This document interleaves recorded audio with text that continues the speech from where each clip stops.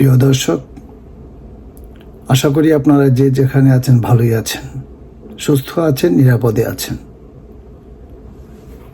আপনারা যারা কানাডায় আসার প্রস্তুতি নিচ্ছেন,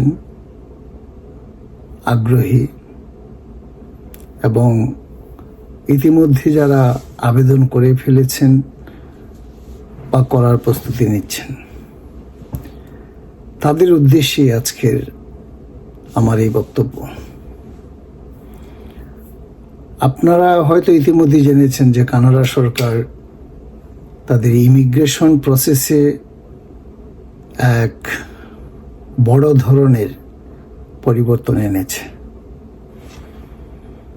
সেটা আপনাদের জন্য খুবই দুঃসংবাদ।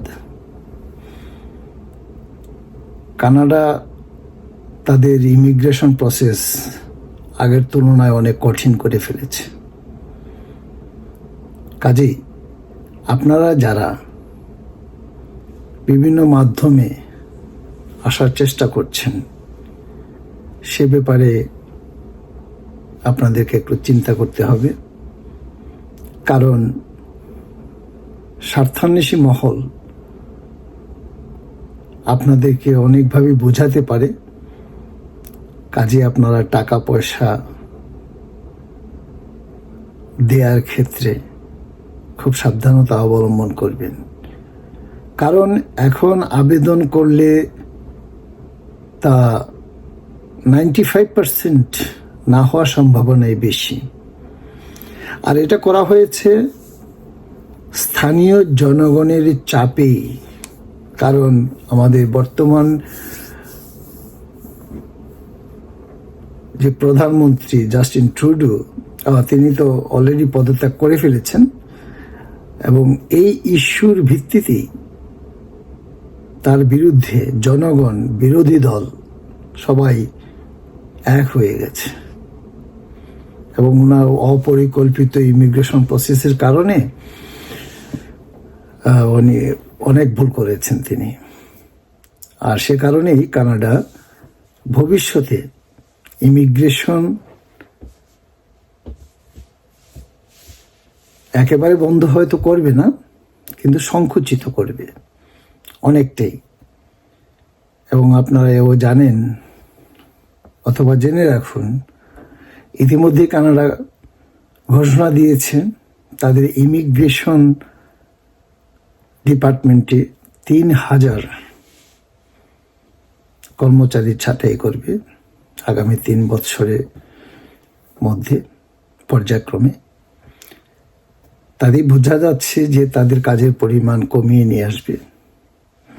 এবং তারা এও বলছে ভবিষ্যতে তারা ইমিগ্রেশন অফিসে ছোট্ট আকারে নিয়ে আসবে।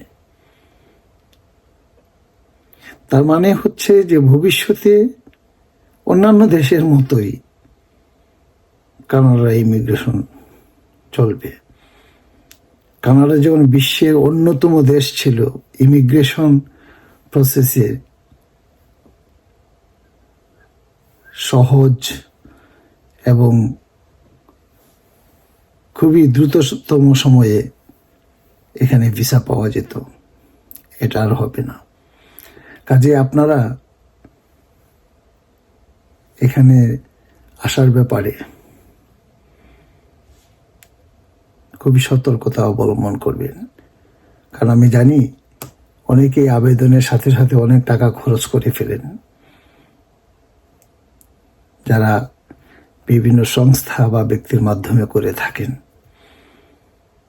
আর এও তো জানেন যে কিছুদিন আগে কানাডা সরকার ঘোষণা দিয়েছিল যে লাইসেন্স প্রাপ্ত ব্যক্তি বা প্রতিষ্ঠানই কেবল ইমিগ্রেশন প্রসেস করতে পারবে, অন্য কেউ নয়। সেটাও আপনারা মাথায় রাখবেন। আশা করছি আপনারা যে যেখানে আছেন ভালো থাকবেন, সুস্থ থাকবেন, নিরাপদে থাকবেন।